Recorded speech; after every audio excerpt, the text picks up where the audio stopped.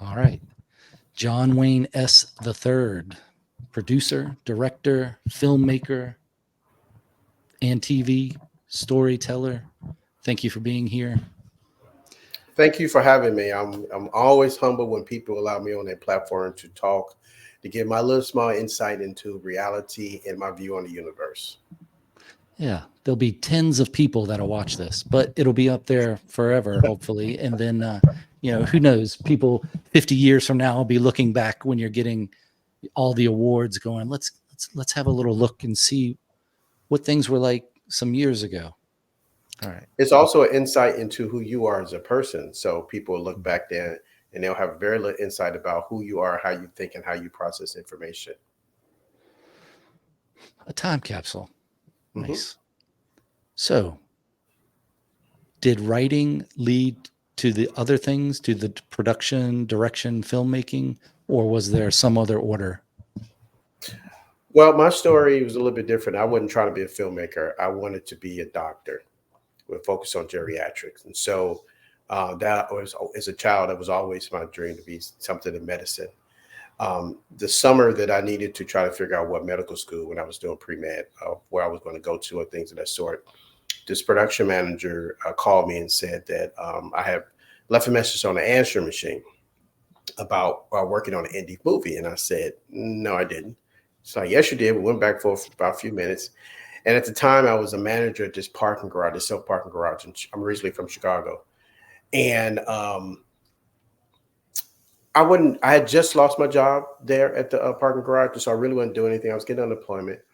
And so I figured, well, it might be interesting. I'll go and, see, what do I have to lose? So I went and talked to the first assistant director in about 5 minutes. I had like a suit and tie on. I was all dressed up. In about 5 minutes, he realized I couldn't help him do nothing because I knew nothing about film. I couldn't ask no questions. So she called me back and said, I can't get that job, but would you like a production assistant position in the art department? And she said it was working like 6 days a week, 16 hours a day for like, 6 weeks straight. And the pay was like $50 a week. And I said, yes, I'll do it. I had no idea what I was getting myself into. Ironically enough, and just the way the universe worked, the movie I worked on was called Scenes for the Soul. It was director George Tillman's first film out of film school. So George is going to do Soul Food, Barbershop, Notorious, Man of Honor. He's gone to some big movies, but this is the first film out of film school. I didn't know him from anybody else. I was just working. And I worked on that. I met another guy who's a production assistant too.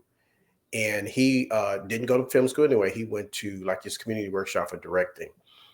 After we worked on that, I worked with them on some other projects, but I connected with this other guy who wanted to do music videos. And at the time, music videos were either you needed New York or LA. There was really nobody in mid-America. Now, like you can get music video done pretty much everywhere, but it wasn't that way. You either went to New York or LA to do music videos. And this guy, we decided that we were going to do music videos in Chicago. Now, I'm a film guy, so I come from film, like development process, and I don't come from digital.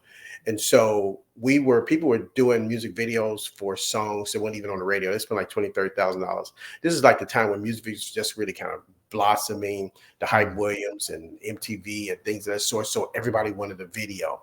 So we started doing videos in Chicago and it just kind of took off. I mean, it really just kind of really put us in a really positive light. It really got us a lot of attention.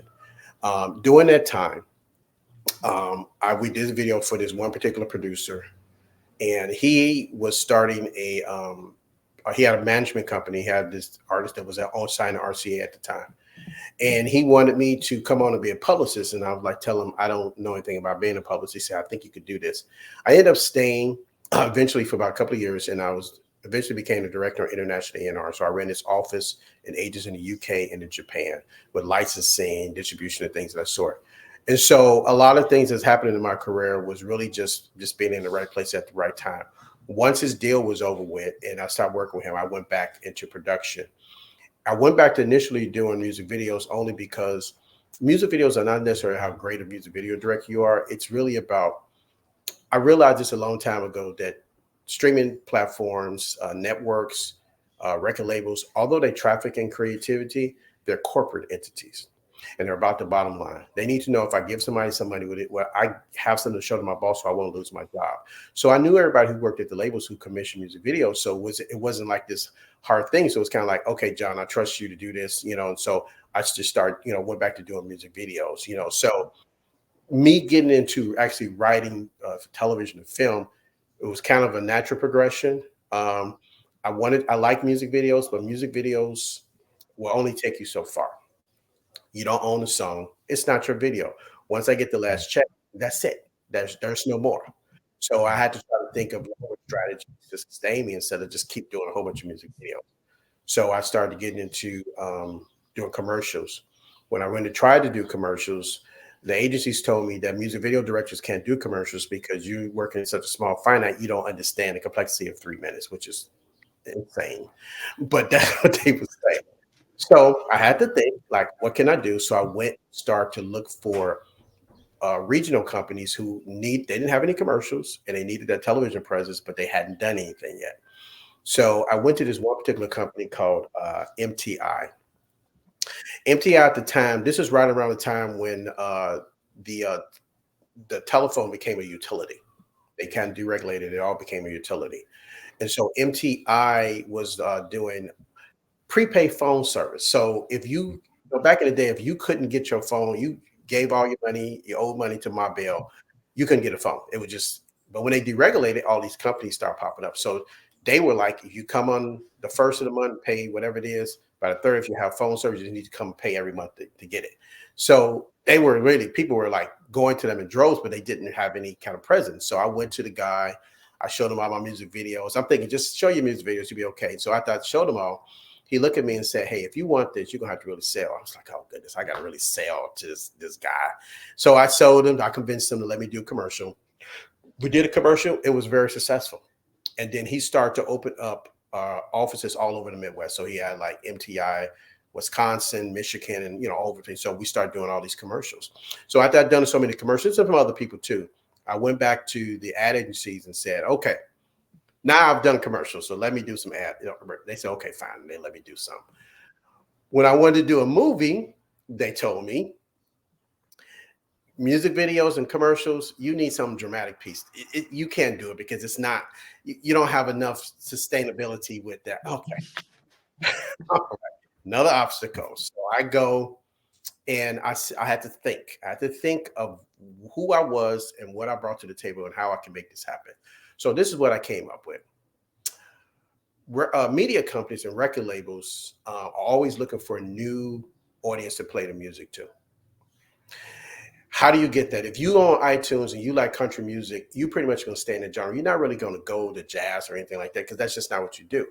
How can I get a country music lover to buy into a new artist? How can I get them to listen to new music?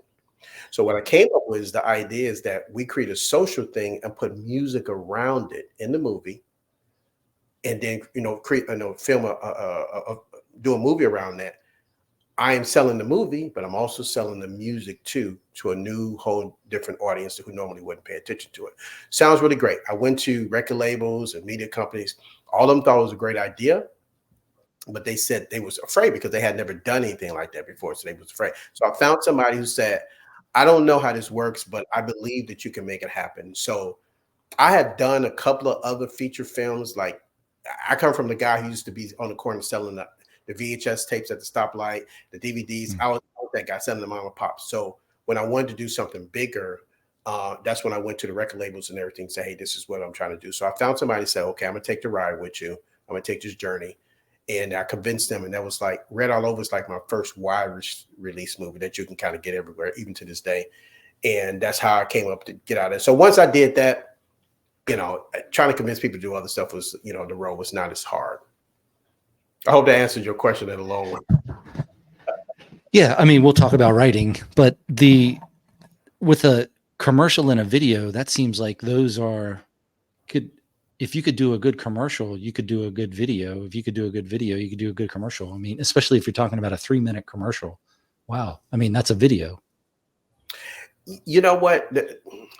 Life is a lot of times about gatekeepers. People want you to do exactly this. I need to see this in order for them to make a decision about something. So it's more or less like their way of saying, okay, you want to do this. I'm not going to make it real easy for you, but you need to prove that you want to do it. So if you really want to do it, then you need to go do what I'm asking you to do. And so I can either say, I'll be up for the challenge, or I'll be like, oh, that's okay. I don't want to do it. So it was really a decision I had to make if it was going to be up for the challenge, or I was just going to just kind of, keep doing what I was doing. Yeah, that makes sense. I'd like to work with you, but I get so many different people coming in that want to work with me. I'm just going to send you back around Busy again and work. see if you show back up. Yeah. Yeah, I'm gonna give you some busy work to go. Here's some, Yeah. good busy work. Jump through the hoops. Yes. How do videos compare to feature films? Like, is it obviously there's more in a feature film, but is it the same? You got to worry about all the same things like light, sound, all that, or is it? So in a way, the biggest difference between music videos and features is the time commitment. You're committing to at least a year or so to do this project from start to finish. So music videos, somebody tell me something on Monday, and then that music video will be done, in a couple of weeks, and I can move on to something else. So I don't really have to emotionally be invested in it. So it's one of those things to where that is probably the biggest difference between them is the commitment. You have to have really the endurance and longevity to be able to want to do a feature. When I get young filmmakers come to me and they want to do it, I have to kind of make a determination: are they going to flounder out halfway through? Because it's not easy. It's a long process, and we're going to be married to each other for at least a year or so. And even if after we write it, get the script and everything together, come up with the concept, write it, shoot it, or get distributors and all that stuff, we still have to market the movie. So you're talking about at least another 6 to 8 months after that, and so it's really the commitment. The commitment is probably the biggest thing. You all need lights, and music videos don't have to really make sense per se. We can go back and forth with that if they have to make sense, but features have to make sense. They have to have a very clear line of where you're going, who did this, why did this. If you want to do a good movie, if you just want to do a movie, you don't really have to make sense. You just be shooting something, But if you want it to make sense and you want it to make money, then it has to have those parameters. So commitment is probably the biggest difference between those. With writing, then, when you started doing your own features, what's your process for writing a film?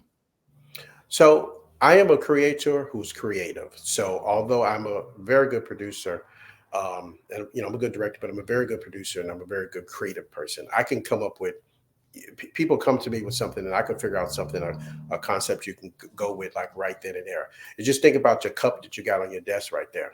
There's a story right there. The cup it wasn't born a cup like that. It came from something, a factory. Even before it got to factory materials, who went to go get those materials and make it? And their struggle that they have to get that stuff to the place because they needed to feed their family and they didn't really have a whole bunch of money, and the kids need a new pair of shoes. So they need to make it work enough so they can get their check at the end of the week. Now it gets to the raw material. They got the raw material. The raw material goes to the factory. The factory's having a supply issue, so they have to put people on double shifts to make all this stuff because they got this order. The machine broke down. Now this cup is sitting right here, and it falls to the ground, rolls underneath the conveyor belt. Nobody sees it for years. Then all of a sudden, they decide to get a new machine, and they pick it up. Hey, remember we used to have these back in the day? Now it's famous because this is an old cup that we forgot all about. Now sitting up there, and it's like, wow, we had this cup all the time. Everybody's come out looking at the cup. And then what happened? The place is on fire. And so the cup gets destroyed. And now they have to recycle. And now they're upset because that cup got burned because it was the one they found underneath the factory. And now it's recycled. There's a whole nother story began. So it's a matter of just being creative. It's just the way my mind works and just the process of where I work. I do have writing partners I work with. One particular, Sess Black. I've been writing for her over 20 years. And so she is a very good balance of, she's very good with writing dialogue. And she's a woman. So a lot of dialogue is very emotionally intensive. So I think writing is really about finding people that you can find a safe place with, because sometimes you just need to say stuff, even no matter how crazy and insane it is, because even though it might come out sane, it might spur you to think of something else that you didn't think about before. And so you need to be able to have that banter, that safe place with somebody else to kind of say, hey, you think, we should put wings on this cup? No, don't. Why would you Why would you put wings on a cup? Or it helps with story development and breaking down characters. A lot of times, filmmakers don't spend the time in creating characters. Characters have to be created just like you have rules on your own personal life. Characters have too. If not, they'll just be doing anything. So I give characters birthdays, favorite colors, brothers and sisters, zodiac signs. I give them all those things. So when you have them, when you create them, they come to life. You have a parameter like, here's a school mom and she goes to school and she meets a guy and everything, but all of a sudden she's strung out on crack. Why is she strung out on crack? That makes no sense. Let me look at her background and see, oh, her mother had a drug addiction. Oh, she saw her mother. You have to do all those things. If not, your stories will kind of flounder and then the characters just kind of like go anywhere. I like the character development side of things because I think that's obviously what brings the story to life, other than just description of the scenery. But I read an article recently that said, and I don't know if it's true because I haven't done crack before, but I have had sugar, that sugar is 12 times more addictive than crack. And crack and cocaine are basically the same. It's the same thing, just administered in a different way. So yes, supposedly the addiction, the drive for both of those should be the same. And I'm reminded of Always Sunny in Philadelphia, that TV comedy, which I like, but you can't watch it with your parents. And when I first started watching it, I could only watch maybe half a show at a time because it was so much. And then I got to where I could watch 30 minutes at a time or a show at a time. But they had a scene in it where they became strung out on crack, a couple of the characters in there. And then I think it was a season later, after they had gotten away from the crack and everything, a season later, and they go, "Hey, what do you want to do? What do you want to do right now?" And they go, "You know what I'd like to do?" And they're like, "What's that?" And, "I really like some crack." And what a callback for showing the addictiveness of it. But I think if you put it in the realm of sugar, then you could go, oh, you get a little insight into that. Yes. The addicted person, because you go, yeah, I'd like to not have sugar, but sugar is in a lot of things and it's hard to not have it. And it is a drug. And if you try to quit it, there's going to be consequences. So it gives you a little insight into when you're building your characters, because you go, well, I don't know how a crackhead would be. Well, yeah. How are you when you want sugar? Yeah. And it's the same thing. You wake up in the morning, you got to get that sugar fix. That's the same thing with heroin. The exchange, there are a lot of things in life that has that exchange and we don't realize it, that we don't call addiction. So sugar is an addiction.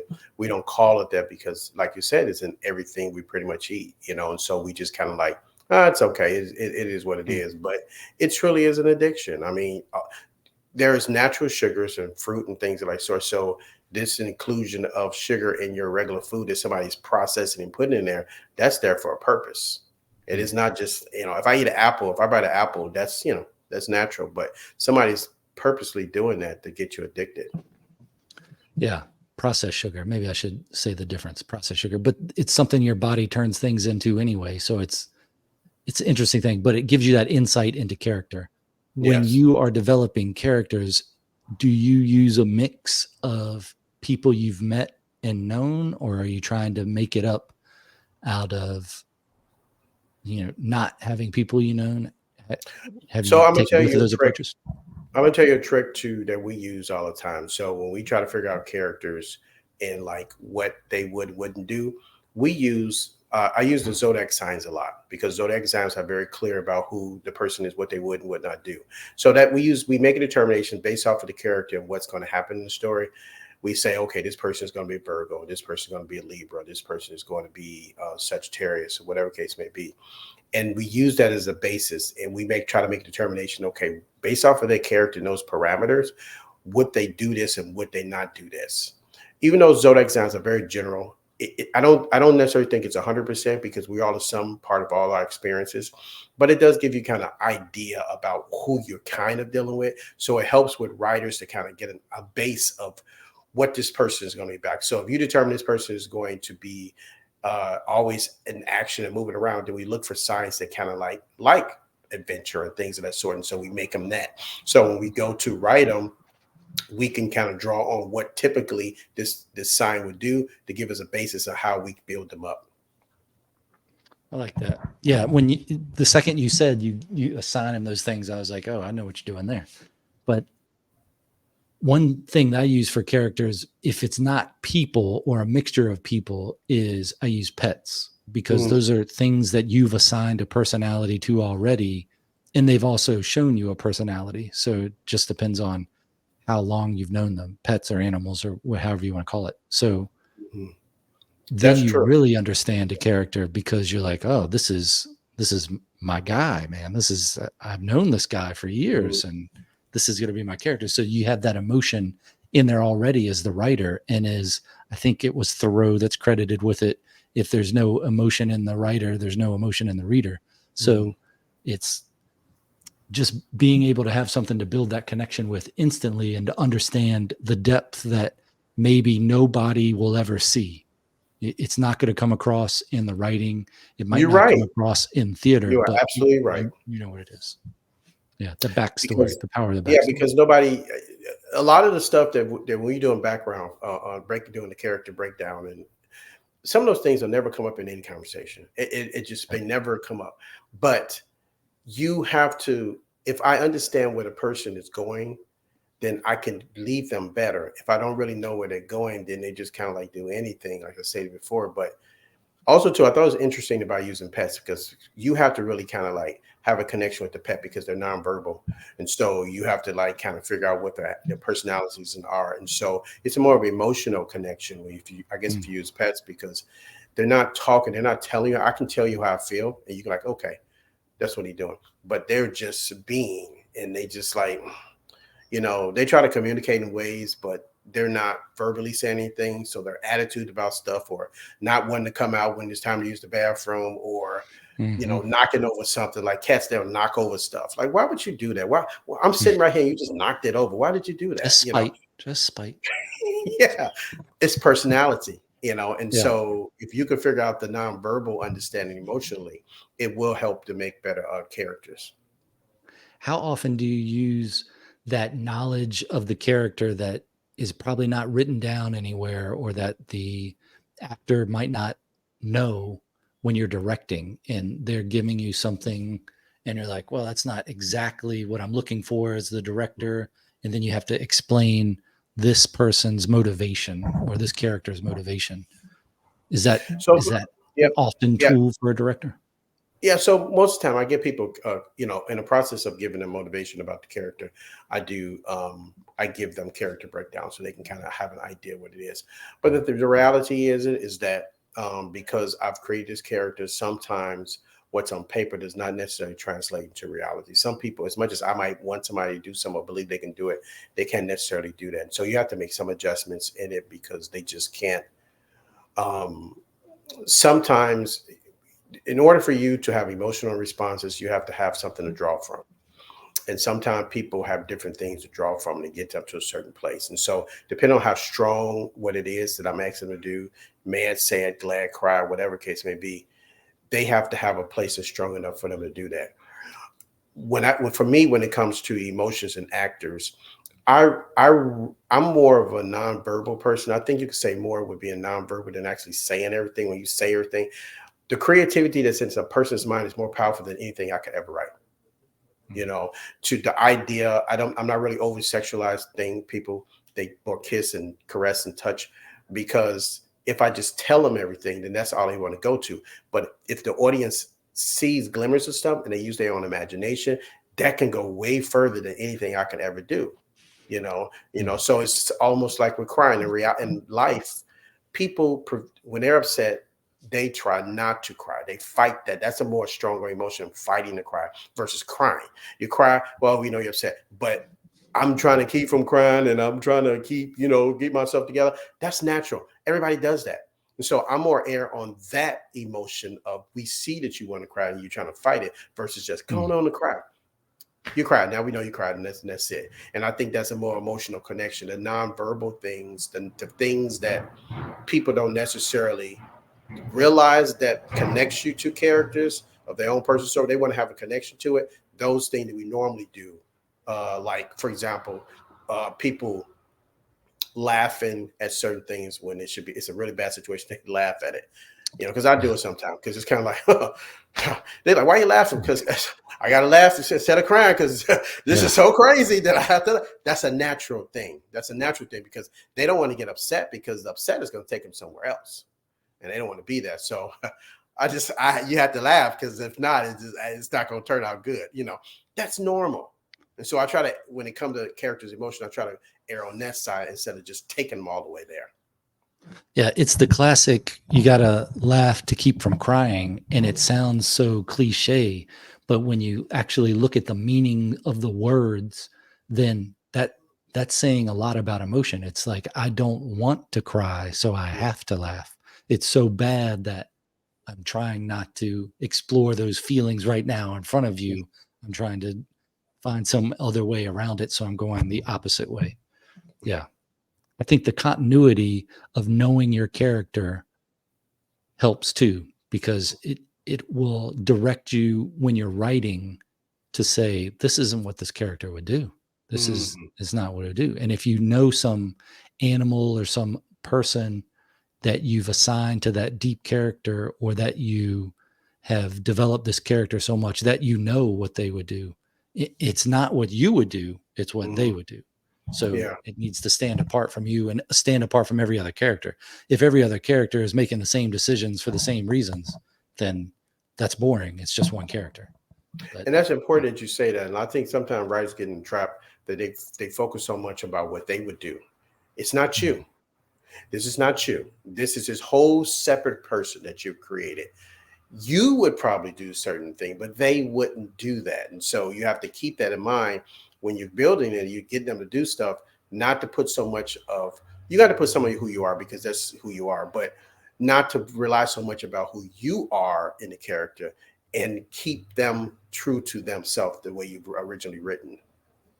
That's why I find it disturbing, or maybe writers find it disturbing, when they write something that is like, if you're writing an evil person and it's so evil, you're like, man, I don't know if I can put this out there, because this isn't what I think, but for some reason I wrote it, and there's some sort of resonating through line in it that means I have to have thought about it and understand it. And what's my mom going to think when she reads this? So that's tough, because even in books I've written where people will go, well, I see that you think this, this, and this. And I go, whoa, that's not me. That's the character. They're like, no, you wrote it. It's you.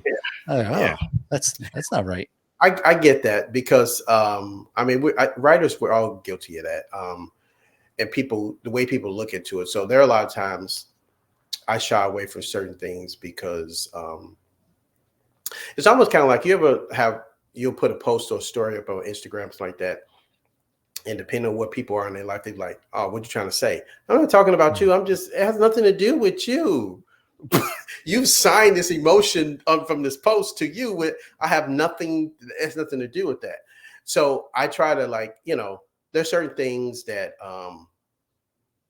there's certain stories that I would like to explore, but out of respect for my parents or other people, I don't necessarily explore it, because I don't, even though it's not them, but other people would assign, so I try to stay away from that. Maybe, unfortunately, I want my parents to be here forever, but eventually someday they will pass. Maybe afterwards they're not here, then maybe I'll explore it, but I don't want to do it now, because I just think it just wouldn't be, I don't know what kind of people will respond to that. Like, I'm gonna give you an example. I was raised a Jehovah's Witness. So my parents are still Jehovah's Witnesses. And there's certain things that I, have feelings about. I don't necessarily think it's a bad or good thing. Everybody has to come to what they believe when they come in their relationship with God and things of that sort. So I don't have anything personal, good or bad about it. But it's what they believe, and so I respect that. And so I've been approached a couple of times about doing stories that kind of based on that, and I kind of shy away from it, because I don't want to put my parents in a situation where they feel like they have to speak up for me or say something, because other people say, I don't want to do that. So I just don't do it, because it's just not in the best interest.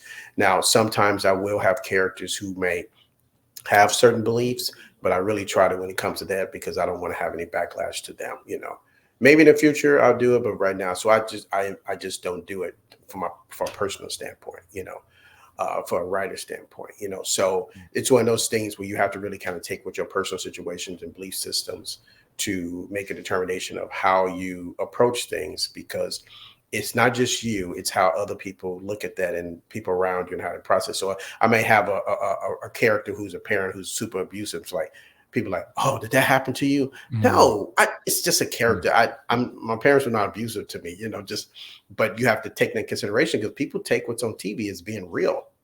You think about JFK and the last movie. I can't think of the director's name. He did the movie about JFK, and everybody believes, oh my God, that's exactly what happened. It's just his interpretation of it. It ain't really that's what he was. But people sometimes don't know how to separate.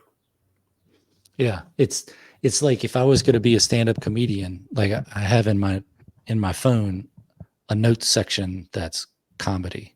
So I'm just over the years have built up different funny observations. And then I think, well, I can't do this while my parents are alive. Certainly not my mom, maybe my dad, but not my mom.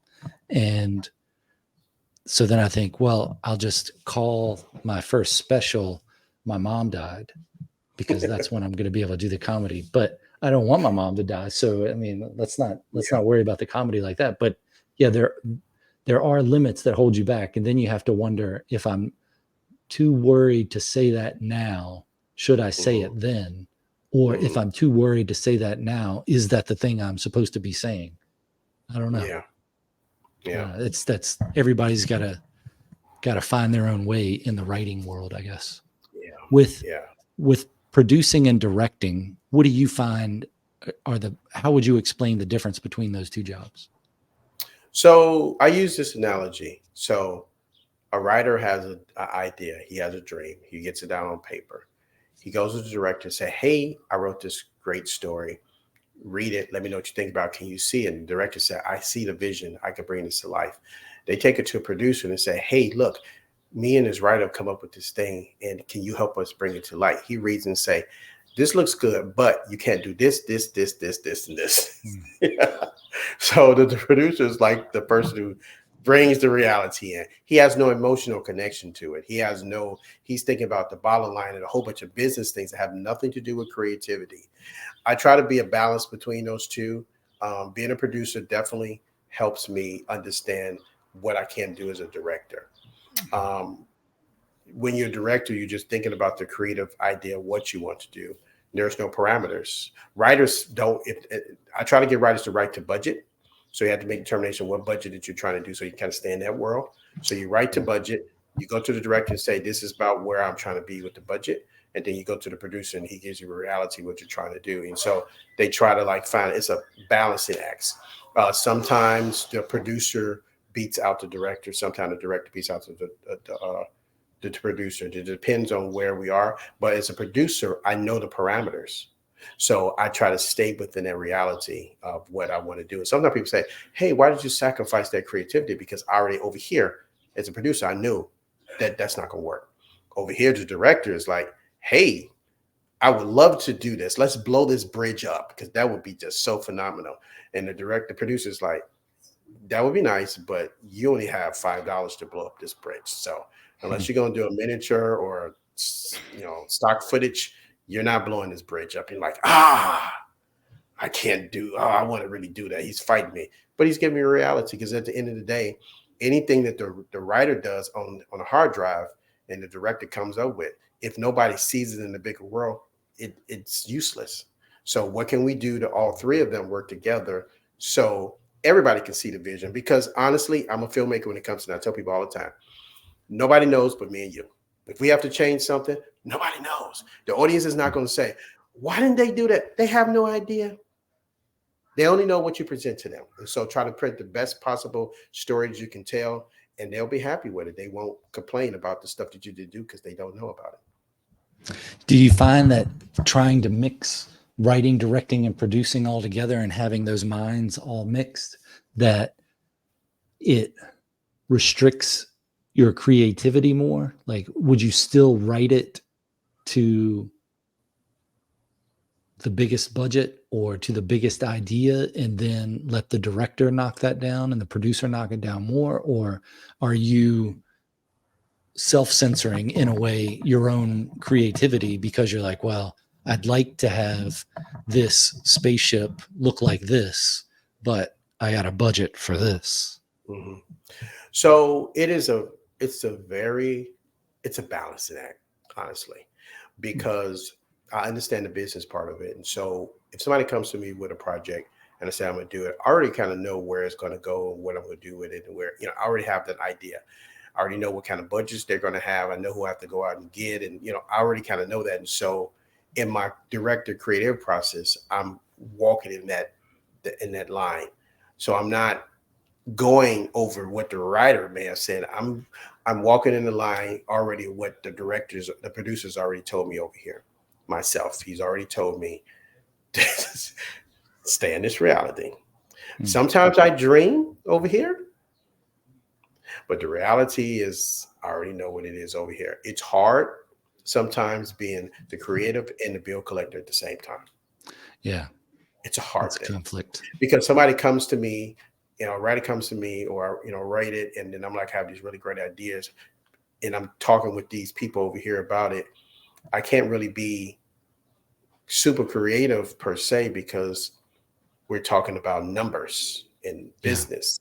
That's nothing to do with creativity. Like I said before, streaming platform distributors, although they traffic in creativity, they're corporate entities.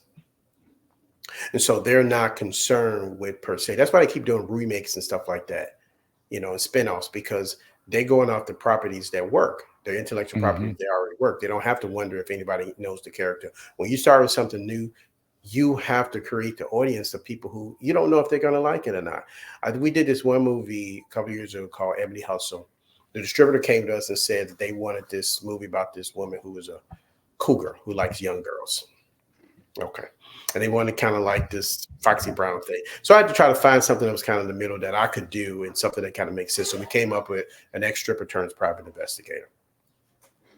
So she uses all the things she knew back when she was a stripper. She used those bouncers and other strippers to help her solve crimes. Almost kind of like the Rockford Files when the guy went to jail. And then when he got out, he used all the people he knew when he was in jail. Same kind of premise, but just with a woman who's a stripper. I could deal with that. The idea of that, nobody ever done anything like that. I had to build this whole audience that make it as acceptable where people would be okay with looking at that. Because when I would tell people pitching, I say my log line is an ex-stripper turns private investigator. They just look at me like, what does that look like? Looks like an adult movie. That's what that looks like. Yeah. So what, how do you, what does that look like? What is that, and so I had to build this audience where people could understand that. And then the first one was very successful. It streamed almost 8 million times across multiple platforms. We did 2, which just came out last month. The audience is already there, so they already kind of know what to expect or what it is. They're just looking like, where are you taking the character now? So the ride was a little bit, I want to say easier, but I didn't have to explain as much because I had already built it. Yeah, it was already built. And so now we're going to do probably 3 and 4. It's already built there. So people, it's like Mission Impossible. We already know we're going to get, they can do 900 of them. We already know there's going to be, Ethan is going to have an assignment. And it's going to be your mission if you're willing to accept it. Somewhere in that process at the beginning of the movie, he has to make decisions. He's going to accept that. Then everything else is canon print. We already know. So the same thing with Ebony. We're going to, she's going to be investigating a crime. And she's going to use her feminine wow to get stuff done and use all that stuff. She's going to date some young guy somewhere in the movie and do that. And we know this. So now we're just like, okay, how are they going to tell this story? So but studios, they try to take IP that they already have. They already know people like it. Some would say if you're old enough to vote, you're old enough to stroke. Yes, someone would say that. When you're pitching any work, do you use storyboards at all to kind of get the vision across, or pictures, or whether it's drawing or pictures or AI produced or whatever? So not a lot of it. The movie that I'm working on now, Balanced, I did storyboards for this for a variety of different reasons. I used an AI storyboard, and the AI storyboard is the way I try to kind of explain the AI storyboard, because somebody asked me about it the other day, was that you're asking a being from another dimension to write things in their understanding of this one. And so if you ever use AI pictures, they do stuff like I had a descriptor in this scene. I wanted two guys sitting in the car, one with tattoos on it, and the other has braids in hair, and they're sitting in the car. They did that. They put it on there. Now, when the AI drew it, what he drew was two guys sitting in the car, one with tattoos and one with braids in his hair. But instead of them turning toward the front window, their back is turned toward the steering wheel. Toward as if it did exactly what I asked it to do, but clearly I was not descriptive enough to tell it it need to be facing the front window. So it's like it. I think it's a really good tool, and I did all the storyboards using the AI, but trying to find the simple prompt that that the AI would understand is really hard. And sometimes they draw stuff and you'd be kind of like, why did they do that? Like what? Or sometimes it'd be really great. It's like, wow, that was like right on point. And other times it's like trying to getting a child to understand the way the Social Security law works. Yeah. They're looking at you like, what? And it's like, okay, I'm not going to get exactly what I'm gonna have to come up with something, but I do storyboards. I did it this time. We did storyboards for this one, but which I'll probably do more. But I think it's a good tool, especially when you're trying to make sure that you're communicating with the camera guy and everybody else of what you're trying to do. I wonder if, like, sometimes it could be a happy coincidence. Like, if they're sitting in the car backwards and the steering wheel's on them, then you go, well, wait a minute. What can I write to make this make sense? Like, why are they sitting in the car backwards? That'd be interesting.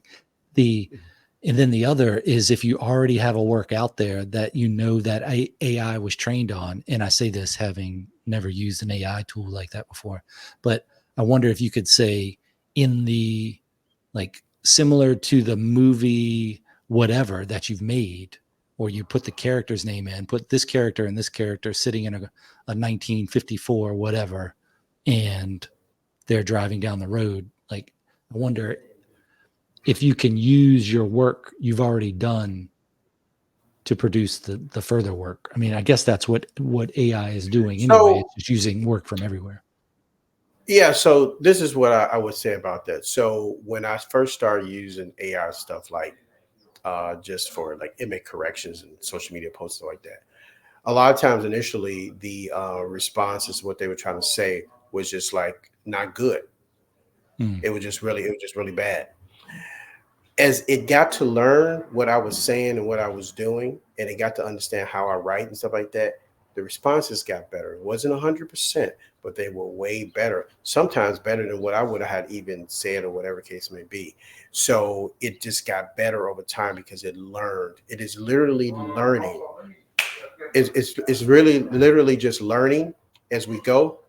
It's learning as we like process information. The more I use it, the better that it is. So right. I think in time you can be able to, because there are some platforms you can use the AI, especially with storyboards. You have to prompt a lot. You have to really spend the time descriptive what the characters look like so they can be consistent across the board. Work out exactly what the environments look like. If you spend the time ahead of time to do that, you can get exactly pretty much close to what you're trying to do. Can you put in like your whole book? If you've written a science fiction book, you put in the whole book and say, give me a picture for this scene, and this scene. You can. It's a lot of information to process, so once again, it's this 6th dimension being trying to understand, this dimension. Yeah. So it's a lot of stuff to process. So you would have to spend a lot of time putting in prompts in different places so it can understand it. So it's like, you need to put this piece together, this, how to make this. If you want to make really good bread, what type of leaven you're going to use, what type of flour you're going to use. You have to really spend the time doing that and measuring out properly so we can know that. There are some tools that allow you to do that, but it's a lot of prompting. And if you do that, you should be able to get pretty close to what you want to do. There's always going to be adjustments because it doesn't. It's like if I say the character is a black man, it has an understanding of what that means. It understands what the character being a black man is. It has an understanding because it punches out something. Or if I say if it's a woman, it has an idea about what a generalization of what a woman is, what the AI believes what the idea of a generalization of a woman is. And so you have to make sure that you're very clear about what it is that you want the woman to look like, and not what the AI wants the woman to look like. If that makes sense. It's a really weird type of thing because you can't really you don't know what you're gonna get. You really, I'm amazed every single time, especially with the pictures. I have no idea. It's like sitting at there, like when somebody's talking to you and you get in that bubble. It's like you're sitting there looking at the bubble, waiting for it to what it's going to do. Okay. And it's like, the bubble. Then it pops something out, and be like, okay, that is what I wrote. That is what I gave it to do. So it's interesting. So I think it's a good tool for filmmakers to try to flesh out things, but you really need to have an idea of what you want and what you want to see. Yeah, I need to get one of those and just play around with it and understand it a little more. I don't know much about it. I know we're running up against the time you want, but let's maybe conclude with what were a couple of your biggest influences for filmmaking, like whether it was other films or other people or what. I've told the story a couple of times. A couple of years ago, I did this interview, and they asked me why I'm a filmmaker. And for the most part, I have a canned response of why I'm a filmmaker. But this time, the universe put something else in my heart, and it said, I told them because I want to live forever, and that's my goal. So through my work, I live forever. So when I first started being a filmmaker, because I didn't come from film and I didn't have that trek into that, I really didn't have a whole bunch of mentors. I knew what I like. I knew I had the ability to tell stories just because of other things that happened in my life when I was younger, but I didn't know the practical application of making it work. So I made tons of mistakes at the beginning, tons, because I just did not know. And what happens a lot of time is that you learn a lot through trial and error and mistakes. I learned a lot about what to do, what not to do, from business to how you write characters and things of that sort. So I learned a lot. So I am influenced. I think about when I look at old black and white movies and I see filmmakers making decisions right then and there. That influences me. That encourages me, because even if I might not like what they did, their opinion of what they did influences me, how I respond to certain things. And so I look at why this character did this, and like I think about the movie Some Like It Hot. You ever saw the movie Some Like It Hot? It's an old black and white movie. Yep. And some of the decisions that was made, and that was very interesting, but it influenced. What I like about it is that I like storytelling and putting leaves out there. So little things that seem insignificant to the story, like why this character keep coming over here, and why they keep talking about that. And then later on becomes a really big thing because it catches people off guard. I love storytelling like that. I think about Big Love, the TV show Big Love. I think it came on Showtime or HBO or whatever. And there was this character that the next door neighbor, where they kept talking. The woman would come over to their house and she would go back and tell them all the stuff that was happening over there. And so the husband, they was just like this seemingly unnecessary character throughout the series. And every now and then they go over there, have an argument about something. She's upset because she won't what they got or whatever case may be. And it's like, why do they keep going to this character?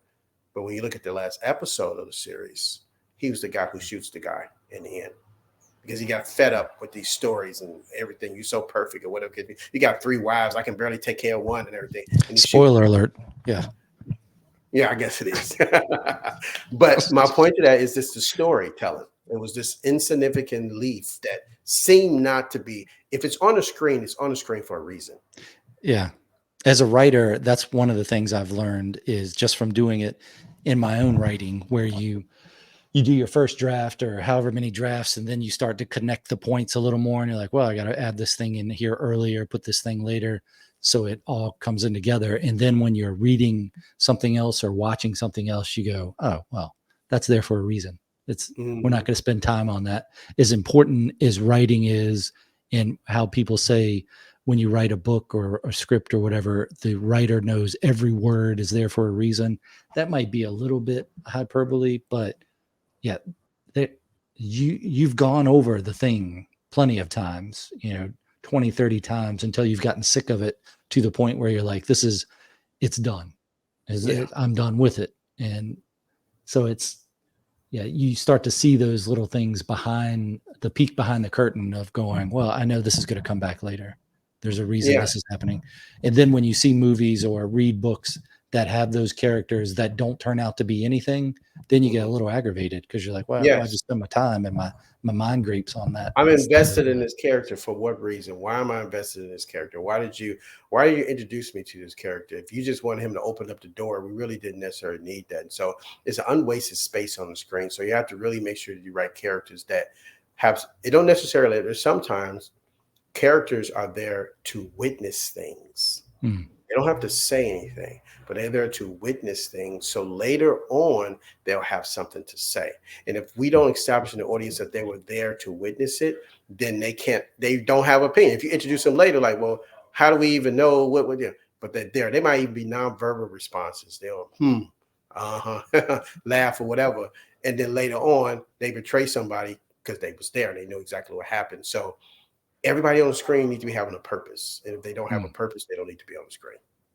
And I would imagine as a writer or a director, if you put something like that in there, the producer's job is to come in and go, why are we spending money on this character? Yeah. And so they ask questions of why are you doing this? Who's that? Usually I don't really have too many of those complications. I'll usually produce my own stuff. So usually I think, when we had those conversations when we're writing. So me and my writing partner, we have those conversations like, why is this character here? What is the purpose? Why do we really need them? Can we tell it some other type of way? Can he just get on the phone now and then we cut this whole other scene out? There's no reason to somebody say, hey, I'm gonna be there in a few seconds, and they get in the car and say, hey, I'm gonna be there in a few seconds. Why?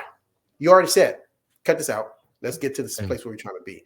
And a lot of times filmmakers, they be trying to also to give the audience some credit of understanding how to extrapolate.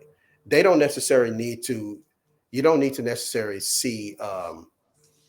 If you tell somebody I'm going to go to Brenda's house, we don't necessarily need to see you driving to Brenda's house unless there's a point of driving to Brenda's house. If you're not going, I'm going to Brenda's house, and you're not going to Brenda's door, then that's okay. But we don't need to see you driving down the street to Brenda's house unless there's a reason you need to meet somebody or see something going to Brenda's house. Then there's no reason to do that. And a lot of times, filmmakers, they spend a lot of time on that stuff for whatever reason. But you need to also have people that you write with who are going to tell you no. So there's a rule that we use called the rule of three. And the way the rule of three works is this. Every project, everybody starts on a clean slate. Everybody starts with 3 things that they feel like so strongly about that they might want to put it in there. But remember this, if you pick one of those 3, that means that, and depending on where you are in the writing process, that means you only have 2 left. Do you really want to just have 2? And we ain't even finished the writing process. So what happens is that it allows you or forces you to compromise, to make sense. But if you feel like I've only used that one time. One of my writing partners, we had in Read All Over, we had this whole thing about this character having kids because the main character, his mother was an addict and his father was an alcoholic. And so they weren't really paying attention to him. And so we said that if the mother started to go talk to him, even though she got issues, there's no reason why she can't help him. But if we made her have 2 small kids, that's a reason why she can't help him because she's too busy with the kids. So my writing partner's like, no, she don't have too many kids. Okay. I said, no, if not, there'd be no reason. She's just like a crackhead. And there's no reason why she can't help him. It's like she just like to be neglectful. But if she have kids, then you'd be like, oh, I see. She's dealing with herself and her little kids. And so I fought for him. It's the one time in probably over 20 years that I've used it. And later on, she's like, okay, I can see how that worked. But you start a project and somebody feels so strong about it, and I have to give it to them. You feel so strong that we need to do this, then I'm gonna give it to you, But just remember, I still have 3, and now you have 2. That's nice.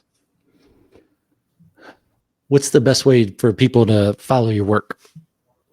I am pretty much easy across all platforms. John Wayne SIII. John Wayne S the third for every platform. Instagram, Twitter, Facebook, and all the ones that my teenagers tell me to join. It's pretty much everywhere.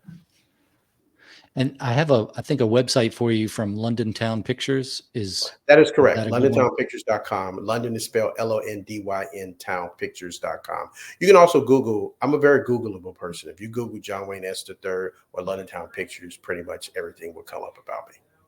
Okay. I have a couple of your social media and then your website in the show notes so people can go there if they didn't get a chance to write that down. But thank you very much for your time. Is there anything else that you wanted to cover that we didn't, or any thoughts in closing? No, it's good.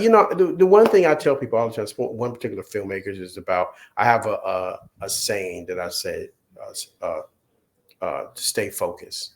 And a lot of times I tell people that all the time, but a lot of times it's just for me too, to stay focused, because I get distracted because life is so distracting. Filmmakers sometimes get so bogged down that they have to do something this particular way. And if they don't do this, then they can never do this project.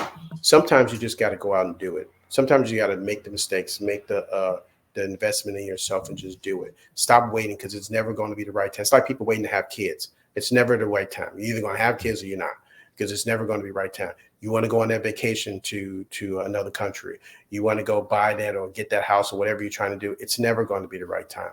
And sometimes you just need to make the investment in yourself, the time and the energy, and do it, and stop waiting for something that's going to happen. Tyler Perry used to talk about, they asked me in an interview one time about his mentors and everything.